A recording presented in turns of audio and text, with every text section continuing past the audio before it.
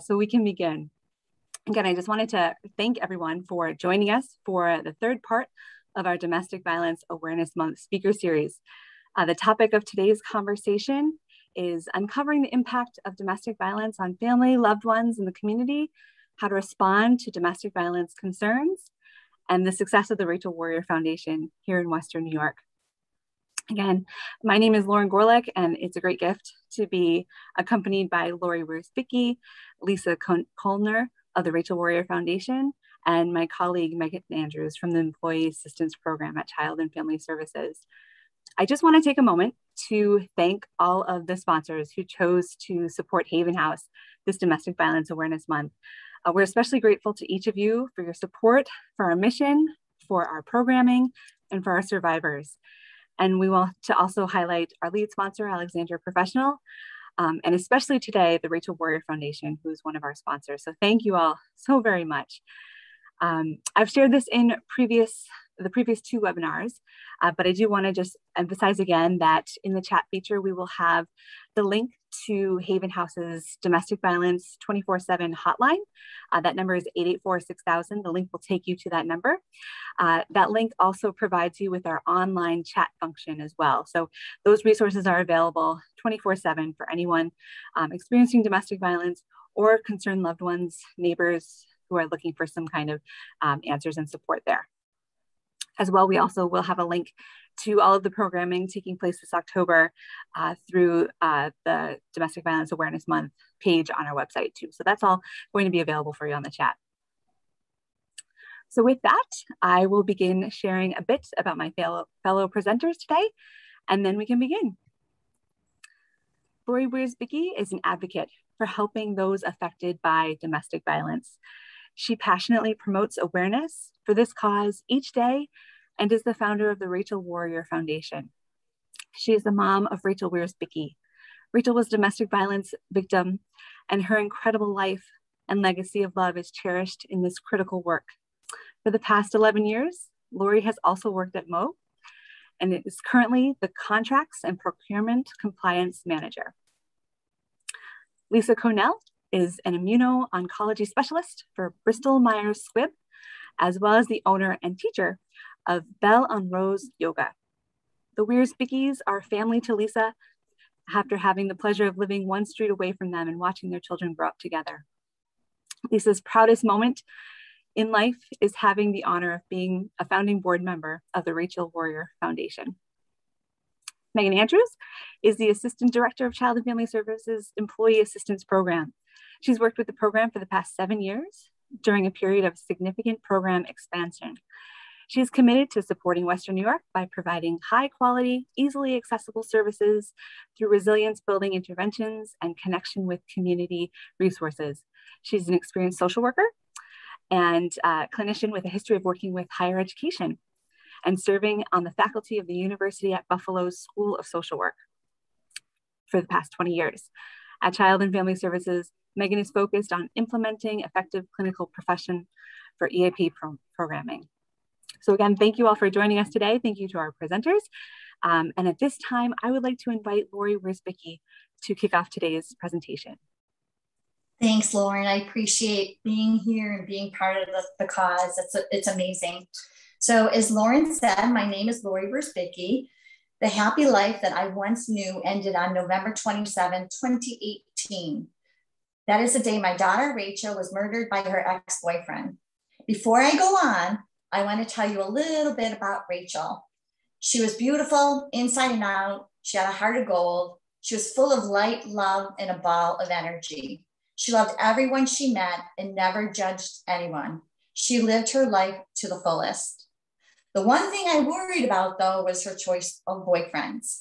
She could have had any man in the world, yet she tended to choose boyfriends that she thought she could help or fix.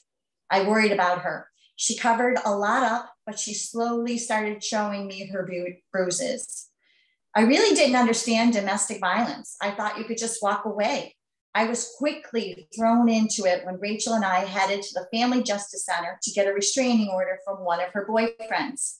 This is when I realized that this was a huge problem and affecting my family and daughter.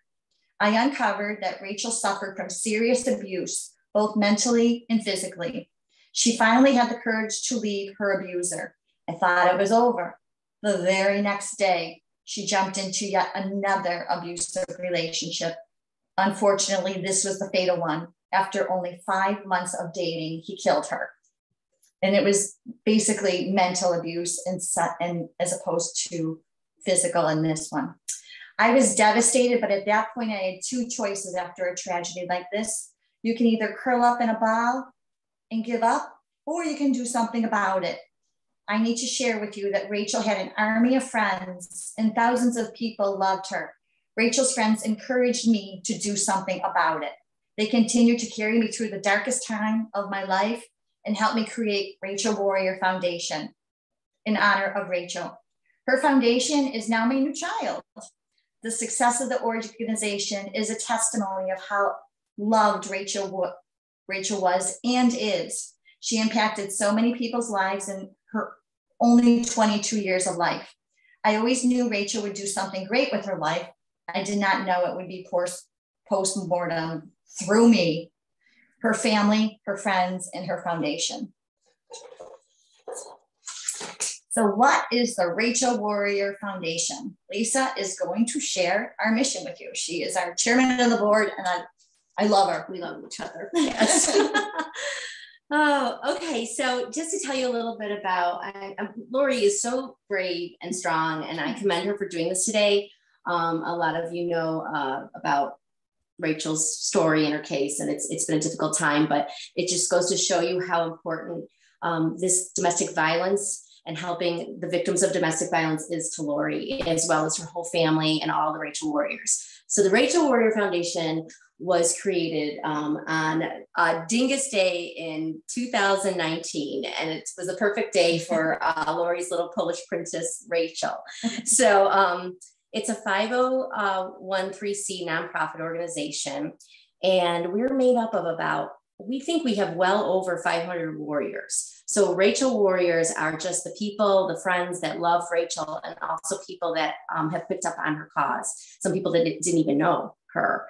And our mission is really interesting. Our mission is to turn tears to bubbles. And if you knew anything about Rachael, she was a bubble of light and joy. Like I always picture her coming in my house with, "Hey, Mrs. Golden, how are you today?" Like, "Oh my gosh, I love your hair." Like she was always just really nice and kind and bubbly and brought joy to everyone. So again, our mission, turning tears to bubbles. It's kind of like, what does that mean? What's a bubble? How do you do that? And what it basically is that we're not domestic violence experts at all. That's Lauren and Megan and people like all of you and you know, the Haven House Child Protective Services. You're the experts. We are not. So we're just out of love and out of our passion. We are very good at raising money, and we are very hard workers. And we actually help victims by filling in gaps, filling in those cracks that maybe the Haven House or the Justice League needs help with. We can get into some of those examples. We call them bubbles, but I don't know if you want me to do that right now or not. Would you like me to? I could share a few bubbles. Sure, we'd love to hear more, Lisa.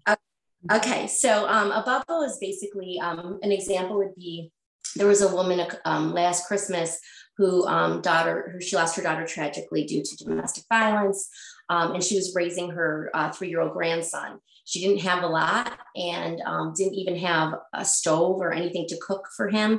So it was brought to our attention that she needed a stove, so we bought her a stove. Other areas that we've helped in is domestic violence victims that were getting maybe some surgery to fix things that had happened to them from their aggressor, and maybe they couldn't afford their copay for those surgeries. We've stepped in and paid for copays. We've also donated a lot of funds to Haven House, to Justice League. We've bought beds for people that are trying to, you know, Lauren let us know that, you know, people were trying to find a new life in apartments, and we found out some children were sleeping on the floor, didn't have beds to sleep in. So we bought a lot of beds last year. And we also have the Rebuilding with Rachael program through Haven House, which we love that. You know, we help get people on their feet once they leave the Haven House, realm. So yeah, and we're just we're even though we have a lot of Rachael Warriors, our board is very nimble, very small, and we can make a decision very quickly. We usually do that over text very quickly. If there's somebody in need and we're like, hey, this is what's going on, this person's in need, we just do a yes, yes, yes. We kind of vote it out in a matter of a minute or two, and we can help somebody very quickly. So that's another. Yes, yeah. We pay for people's rents and utilities and hotel stays, and yeah, we've done a lot. I feel like we've already, like, the feedback that we've already gotten is from these women are, you saved my life and my children's life. So that, I mean, it didn't really mean a lot to me in the beginning because nothing's going to bring my daughter back, but I am starting to feel that I am helping, in Rachel's honor. I'm feeling good about it now, I should say. In the beginning, it was just like, oh, well, we helped another person, but I don't feel that way anymore. I think the fog is starting to separate me, and I am feeling very good about the work that we're doing. And we're new to this, so we are always open ear to hearing what all of you have to say, what Megan has to bring, because we see ourselves also as connectors sometimes. So if we actually have a website, and go to our website, RachelWarriorFoundation.org. On that website, that's one way to request help from us. So there's just a little thing you fill out, very easy, and you'll get the information. Will come right to us, your request for help. So that's like the best way to get a hold of us. We also have a lot in social media. Our social media has dramatically increased. We have 28,000 people on our Facebook Rachael Warrior site, as well as our Instagrams and things like that. So people can find us quite easily, mainly through the Rachael Warrior Foundation.org website. Right. And we're here to help. We're here to collaborate and work with all of you. We never want to duplicate services. We never want to duplicate services at all. So we're just filling those gaps, continuing to turn tears to bubbles and bring hope and light and help as many people as we can. It's incredibly inspiring how the community has rallied just around together for our survivors, and especially through the Rachael Warrior Foundation. The testimony of my daughter. It is. She was loved by everyone. Yeah. She certainly was. And that's just it. Collaboration with a passionate team of leaders is crucial. And that's a similar goal of Haven House too, is to educate the community and provide people with an understanding of what domestic violence might look like, so that we can really put an end to this cause. And it's important to keep and initiate these conversations so that we're keeping them on the forefront. Right. Every month Haven House is doing education in the community too, and we go into community centers, schools, businesses, community organizations, even institutions of higher learning, and talk about what domestic violence is. And I thought it would be helpful during this conversation to really just address what domestic violence does look like. And the most important thing to understand about domestic violence is that it is a pattern of coercive behavior where, one intimate partner is using fear and intimidation to gain and maintain power and control over another one. And it usually does come out in the form of threats and isolation, economic abuse, emotional abuse, even manipulating one's own children as well. And it can happen to anyone regardless of race, gender, socioeconomic class. Geography, it's still present in our community, which is unfortunate. Yeah. And what's important though for the community to realize is that, it's that continued pattern, like I said, and sometimes, because of the weight of the emotional stress, the emotional psychological abuse, the sexual abuse, signs of someone experiencing domestic violence may be apparent. And that's where our community needs to step in and to step up if they do see something. And it's Lauren, I know we chatted the other day on the phone, and you know how you see a child that is being abused and somebody will call like Child Protective Services. I feel like if somebody sees a domestic violence, there should be, somebody in the same capacity to call for on somebody that's being, in a domestic situation. So I feel like there needs to be a little bit work there. I mean, so I feel like people should reach out, and we've talked about this before. I feel like the victims feel ashamed, and they feel, like this, I deserve this. This is supposed to happen to me. And I don't know, those are some of the feelings, that I've noticed with Rachael. And I said, the onus needs to be put on the abuser. And they are the people that should be ashamed and, cower, not the victim. And that's the problem here. Mm-hmm. Lauri, I think you make such a great point there about the shame that so many women, in many situations feel, which is that it really impacts their capacity to ask for help. Yes. And so, what I'm hearing from both of you, and I thank you for sharing your story. I think that it's important to put a face on the statistics, and I think it's so important for that. And your story definitely highlights that. And the more I hear about the Rachael Warrior Project, the more I really hear that the work you're doing is less about saving people and more about building protective capacities, and I think when we talk often about, evaluating risk. I'm as a clinical social worker, we're constantly evaluating risk.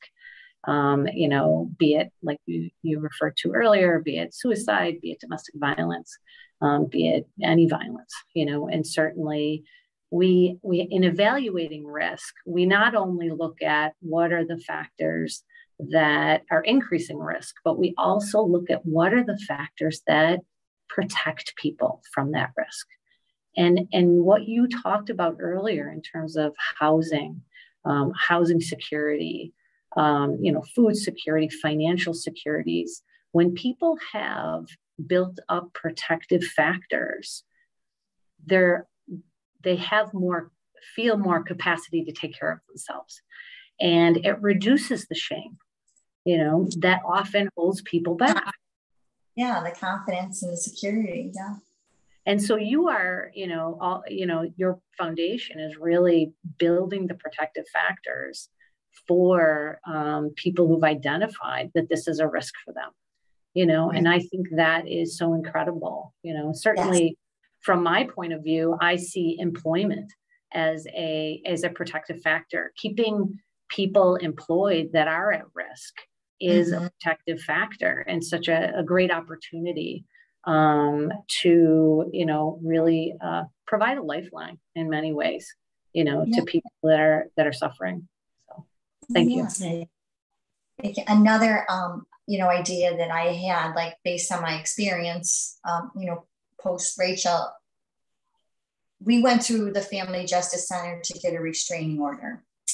And, like I said in my speech earlier, she jumped right into another domestic relationship right away. And this was, so I mentioned that to the Family Justice Center, and I feel like there should be follow-up. Somebody should have been following up with Rachael's, I'm just the mom. They're not going to listen to me. She's not going to listen to me. I needed somebody qualified to talk with Rachael about why she keeps choosing these types of guys and why she keeps jumping back into these relationships. So they have hired at Family Justice Center an advocate as such to follow up on women that have been, get the restraining order. Now they're loose, you know what I mean? Now they're, out in the world and they're trying to make, better decisions for themselves. So I feel like the follow-up to empower these women to make, better decisions for themselves and healthy relationships is really important. Mm-hmm. Yes, it absolutely is. I'm glad that you mentioned that, Lauri, the emphasis on healthy relationships. And that's something that we're doing at Haven House through our education and our work. We're going into schools and we're just painting the picture for what a healthy relationship should look like. And most importantly, what it shouldn't look like. And unfortunately, we are seeing that in the lives of our survivors who've come to us a couple of times because it's that terrible pattern of and that statistic that's out there. It shares that someone will leave and come back into an abusive relationship 7 to 10 times before they finally make that clean cut. And that's why we always emphasize to our survivors when they're staying at Haven House is that you are ultimately the expert in your own circumstance, in your own life, and what's best for you and to keep you safe. But if you choose to come back, if things get dangerous and out of hand, we are always going to be there for you. Our doors are never closed, because we understand there's that fear, that shame, that intimidation, and we don't want that to be a barrier for someone to feel like they can't come back. Should things get out of hand, we're always available for the community. Lauren, what age do you start in the schools? What you said you do a lot of educating. How young? We do our best to address any teachers that are reaching out to us. I think usually we'll start in the middle schools, and we'll work our way up. But it's truly upon request that we're going into the schools and chatting about healthy versus unhealthy relationships and what domestic violence looks like. Yeah, I almost see it starting in an elementary school. And I feel like it should be a class, like not just a come in and do a presentation. I think it should be like a chapter, in an elementary school, a health class or whatever, because I feel like, children see their parents in, a domestic situation, a domestic violence situation, and what do they do? Do you know what I mean? So they're seeing this in their own family. I feel like it needs to start earlier in the elementary level. It's so prevalent. Yeah. Like the anti-bullying campaigns, Yeah. Mm-hmm. Right. Absolutely. And that's why we always try to encourage to the public too, that, our resources are available, obviously, to survivors when they need shelter, when they need counseling, when they need, court advocacy too, to pursue justice.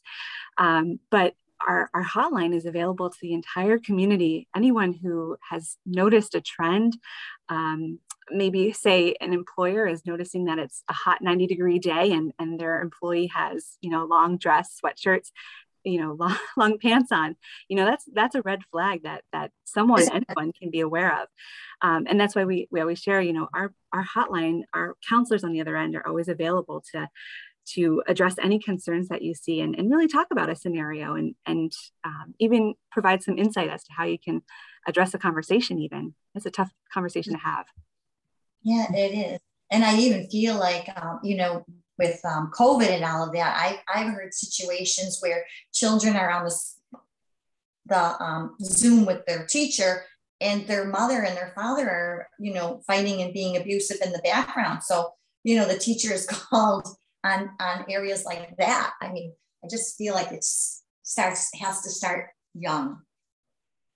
Yeah, and I think, Lauri, I think it's a great point, and it's about being developmentally appropriate, sharing information that children can understand, sharing information about how they can protect themselves, and really the need to feel comfortable asking for help if you need it. Recognizing and identifying people that feel safe, teachers, sometimes parents, other friends, those types of people. And those safety conversations can happen at a very early age. Exactly. Yeah. Right. And it's important too, like Megan addressed earlier, that, sometimes if a survivor is experiencing domestic violence and they are approached by a loved one or a family member who is concerned, they might not be ready to even disclose that it is domestic violence that they're experiencing. There's that shame involved, unfortunately. And we know shame is a very powerful emotion. But broaching the subject should be done very lightly and based on the knowledge of noticing those trends. Hey, I've noticed, this is what you're wearing. And it's like in the example earlier I shared, and it's 90 degrees, is everything okay? Is an easy way to do so. But again, it's important to just address what you're seeing. And not, immediately think that it's domestic violence and then go from there with the conversation. And it's also important to continue to maintain whatever relationship had been established beforehand. If it's a colleague to colleague relationship, continue to maintain that. Or if it's a friendship, be there for your friend in the event that in the future down the line, they open up to you, you could be the one to help. I think you make a great point. I'm sorry. Absolutely. Yeah, I think you make such a great point, Lauren, in terms of recognizing is always the first step. Recognizing is always the first step. And then acknowledging, seeing the signs, noticing, like you said earlier, Lauren, about when colleagues are coming in with turtlenecks and it's 90 degrees out. That's a sign. When you see a change in their behavior, increased irritability, we don't know what the cause is, but we know we're concerned, about, and we may have more information. We may be familiar that the relationship that they're currently in has a level of control that we're concerned about, and could be escalating, to other, patterns of behavior. But I think the next step after noticing and talking is respecting that person's, choices, because they know their safety level at that moment more than we could ever know. And we, have to be conscious that, as certainly we want everyone to be a warrior in this fight against domestic violence. Part of being a warrior is being educated, and being respectful of the choices of people, and making sure they have all the information and options that they know they can, and doing what we can to reduce the shame that is prevalent. So we can create those doors to be as open as possible when that person is ready. And that conveys respect, that these are the options, these are the things that, are there for you. And I want you to know that asking for help is a strength. And if you need my help, if you need this other person's help, or if you need this phone number or this texting, we want to provide all the options, but do what's safest for you is so important. Absolutely. Mm-hmm. Safety first. Mm-hmm. Yeah. And with that in mind, in light of the pandemic and the recent trends that are occurring nationwide, surrounding domestic violence, Megan, you've mentioned that there's a trend in terms of the number of employers reaching out to the employee assistance program, concerned. And, if you could touch upon that, I think that would be a great. Yeah, I definitely have. We have kind of an increased awareness, I think, that we are seeing in the community around concern around employees, not just because we have, this employee shortage, but more just from the perspective of we've seen our employees go through a lot in the last 18 months. And we want, it's in our best interest financially as employers, to create safe environments for our employees, both mentally and physically, right? And so I'm seeing more and more that supervisors, managers, human resource professionals are identifying, and again, saying, I'm noticing something.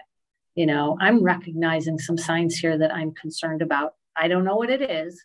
I don't know what's going on, but I'm concerned. And I want to know how can I have this conversation with my employee? How can I demonstrate care and concern for them, provide the options for them while also addressing it in a respectful manner, and not feeling I have to go in there and charge in and save them, but rather how can I give them the tools so they can protect themselves, Yeah. And so I see it as a great opportunity for us. Yeah. Thank you. Go ahead, Lauri. No, but just to touch on that, I feel that there's a shift. I feel like domestic violence was always in the back burner, like the dirty little secret that nobody wanted to talk about. And I feel like the news and the exposure and everything that, people are trying to raise the awareness up. I wonder, to your point, Megan, if that's because of the awareness, if it was always out there, but now it's being brought to people's attention and, we're being, so I feel like there's a shift. I feel like there's a shift. You made a great point earlier about school child in a home. We've entered people's homes in a way we have never done before. Both with work, we are entering people's homes by video, and so there's more group meetings and employees on Zoom calls with people in the background and things happening. And so we've entered people's private space. And in some ways, that has had its own impact, that we're blurring the lines of home and work. And so there's certain things to address. But in other ways, it's shed a light on, the challenges that people are facing in their home lives, and so we feel it increases the level of intimacy. When I'm having a meeting with you, you're sitting in a home space. I can see, and so that it increases the level of intimacy in a relationship when you are visiting someone in their home. And this is not something that we've traditionally done. So it's changed, I think, some of the dynamics of the relationship too, and that awareness and education and just the work that everybody's doing to highlight this, and make sure that everyone, feels compelled to be a part of the solution and not the problem. Yes, yeah. I love that. Great. So well said. So Megan, for your part with the employee assistance too, so do companies of any size come to you, or how do they get help? Like if they're recognizing something, like is that a specific program for employers? I should say for employers. Yeah. So employers work with us.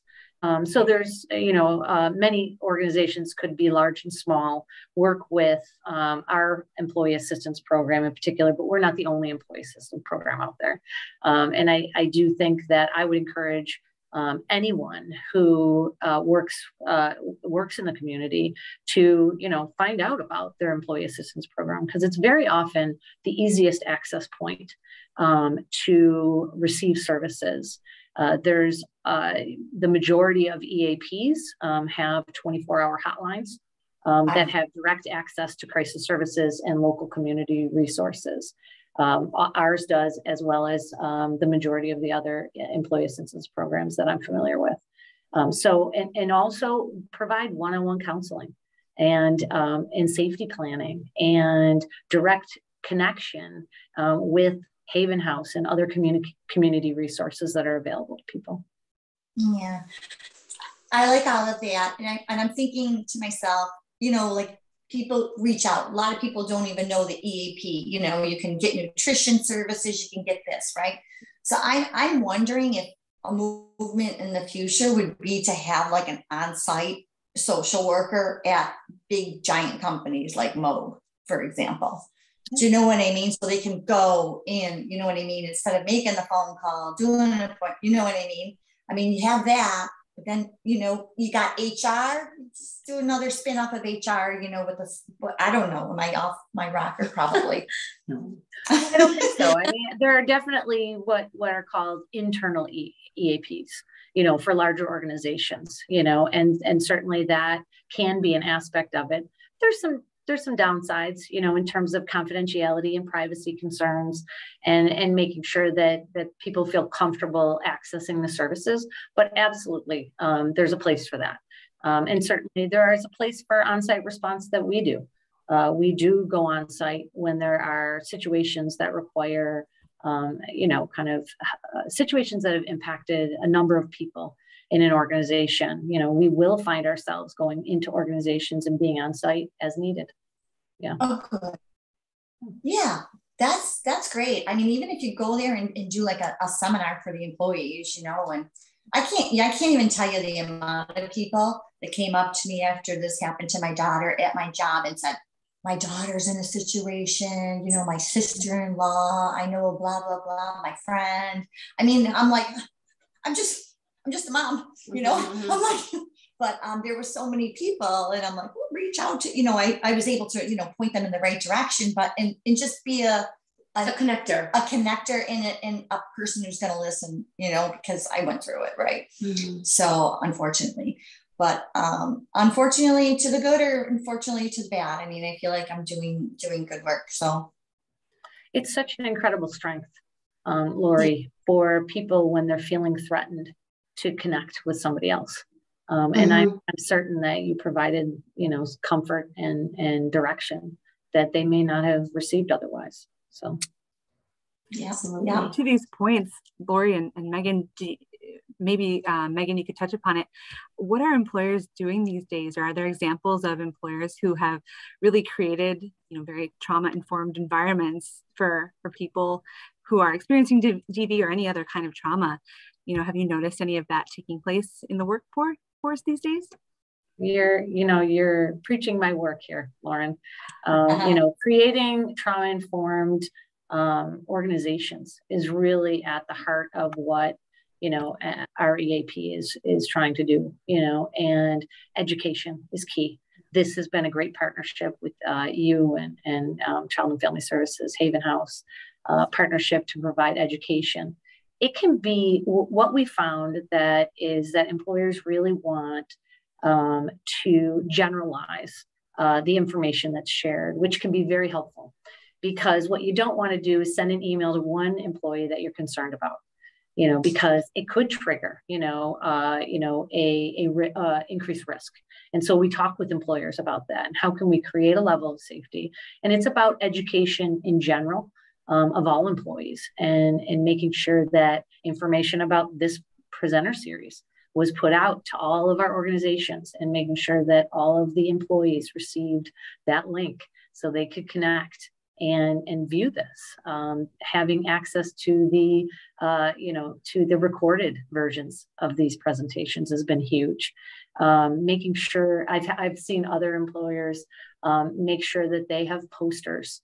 I've had requests for posters and different information so they can put it in the bathrooms and make sure that the options are available to anyone who needs it when they need it, so they don't have to call HR to say, this is going on in my house, what should I do? Rather than have that information at the ready, posting it in newsletters, posting it on intranets. Many organizations have these new intranet places, making sure that, again, access to EAP services is readily available and open, making sure that they have a robust health insurance plan that provides opportunity for people to seek mental health support. Because what we're talking about is underlying is that shame and provide, helping to create, healthy mental capacities will always provide more protection for an individual. Always, so those are really important, providing robust benefits, making sure education is out there and information is easily accessible is so important. On a smaller note, I've seen many times when employers have been emailing me, just putting it in their signature line through the month of October. It's a simple little task, but having that phone number, is so important that on every single email I've sent out in the month of October, that information is being sent out. There's creative ways of getting this information into the hands of everyone, yes, which is then allowing those who absolutely need it to have it on the ready when they need it. Interesting. Very interesting. Yeah. I love it. Love it. Yeah. That's encouraging to hear that there is that, this robust group of employers out there who are on the ready and willing to accept and distribute that information. That's so critical to this conversation at large that we're having. And I've been really putting it on the forefront that, this has, domestic violence in and of itself, let alone mental health, concerns, has an impact on the bottom line of organizations.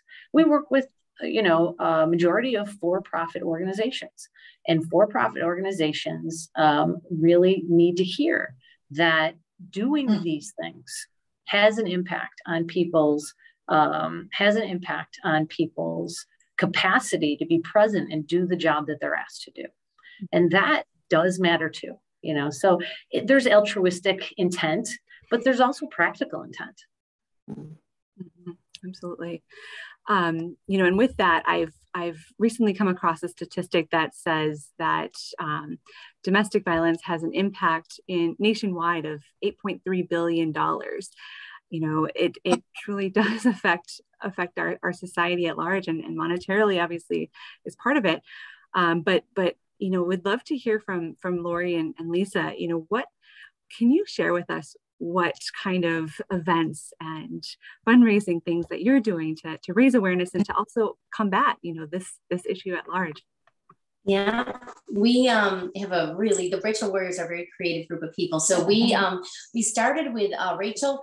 Her birthday is June 3rd. It was always June 3rd. Everybody knew it. So we started with a birthday bash back the first year after June 19. Yeah, of 2019. And we had, it was 463 baskets were donated.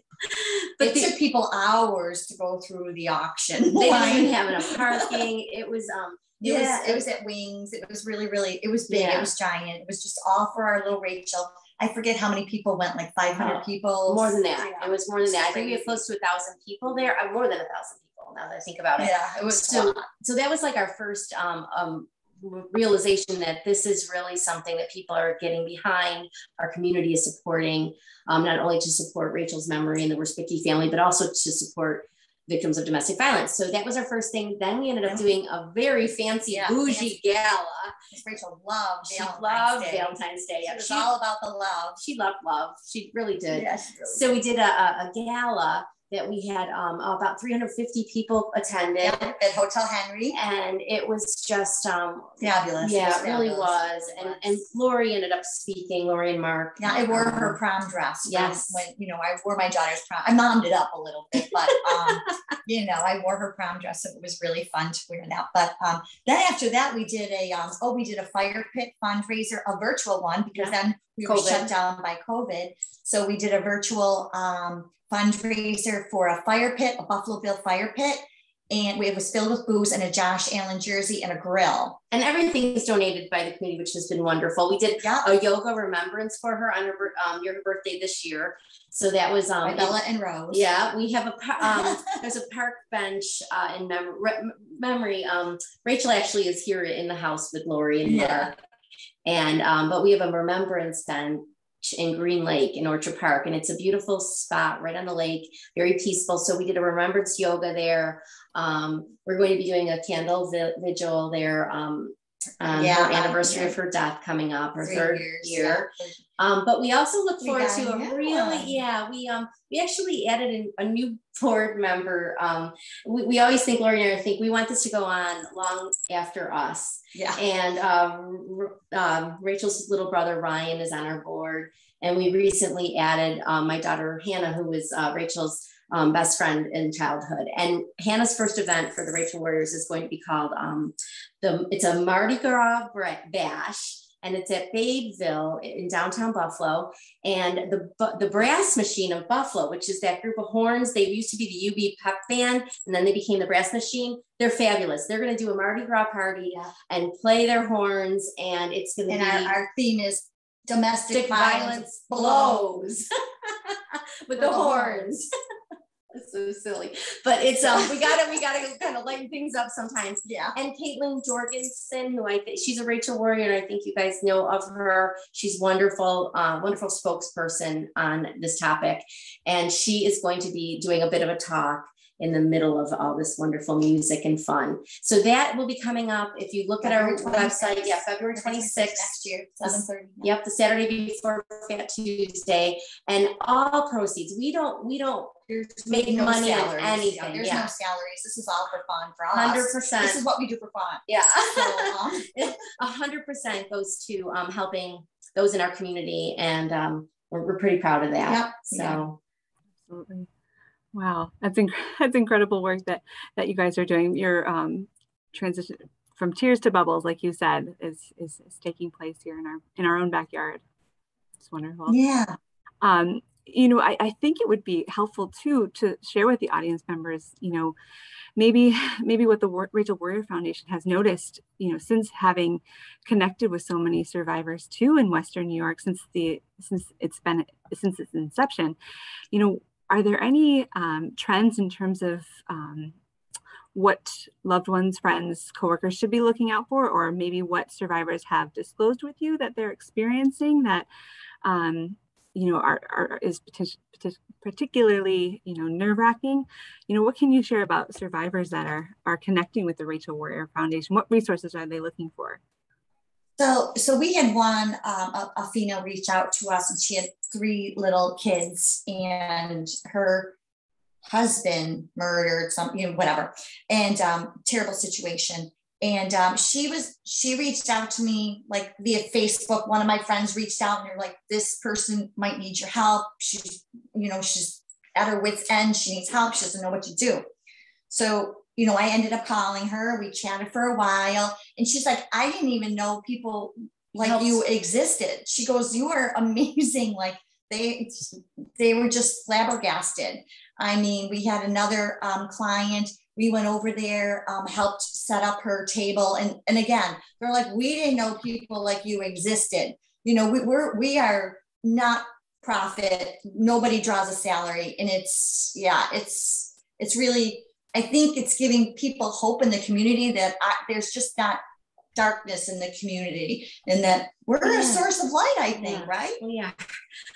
I also think one thing I've noticed that I'm really shocked over, because I worked with you, Lauren, and we've worked with some of the other organizations and the agencies that work on domestic violence here in our community. And I'm shocked at how many people have no idea where to go for help. Like, we are shocked. It's interesting to me. And that comes back to that awareness piece, where maybe they're not at an employer that has a program. Maybe they're trying to raise their kids and survive. Like they're on survival mode. They don't have maybe access to a computer and Wi-Fi on a daily basis. So to me, that's like the most amazing, shocking thing to me, is how many people are like, never heard of Child Protective Services, never heard of. I certainly even didn't. When I first got into it with Rachel, I had no idea about the Family Justice Center, that we can get a restraining order. I had no idea. My sister's friend, connected. And I'm like, what?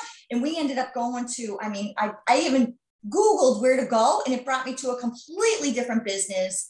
And I'm looking for you couldn't even find it on the map, Family Justice Center. But now I know where it is. But at the time, I had no idea. This was all new to me. I think we got to get out there, and I think there should be a list of everything. There is, but these people but so many people just don't have access to it. So what do we do on that? Like that's what I think our main. Yeah. Well, I'm hearing that you are doing stuff along those lines, because what you're doing is you're building capacity, you're building resilience, you're building, people's capacity to help themselves. If I have, it's your basic Maslow's hierarchy. If I'm concerned about the food on my table, if I'm concerned about having a mattress, you shared that story earlier. If I'm concerned about my basic living, I can't take that next step. I can't do anything. I need to have my basics taken care of, so I can then have the capacity to problem solve, have the capacity to seek help, educate myself, understand what my options are. So in many ways, both of you, I see that the Rachael Warrior Foundation is doing that, in so many important ways. Thanks. Thank you. Well, I'm noticing the time, and this conversation has been so fruitful and tremendous. And I hope, folks walk away with some good information too. I want to encourage the audience members to put something in the chat if you have a question or something to bring up. Megan will be looking those over, and we'll certainly address them if we have some time. But I think it's also worth sharing too that there's been a lot of increase, like we're talking about, in terms of the number of people reaching out. I think on a typical day, there's more than 20,000 domestic violence hotline calls that are connected to domestic violence services in throughout the country. Has Rachael Warrior Foundation also noticed a kind of uptick in the last couple of years since inception? Yes, huge. I think our hits on our Facebook page are up 1000%. They're like up 1,500%. Yeah. So we're getting a lot of hits. And where our emails used to be like, Lauri and I would monitor it, and it would be maybe an email once in a while. Now we're like on a daily basis, we're getting a lot of emails requests. We're going to need some more volunteers. That's all I got to say.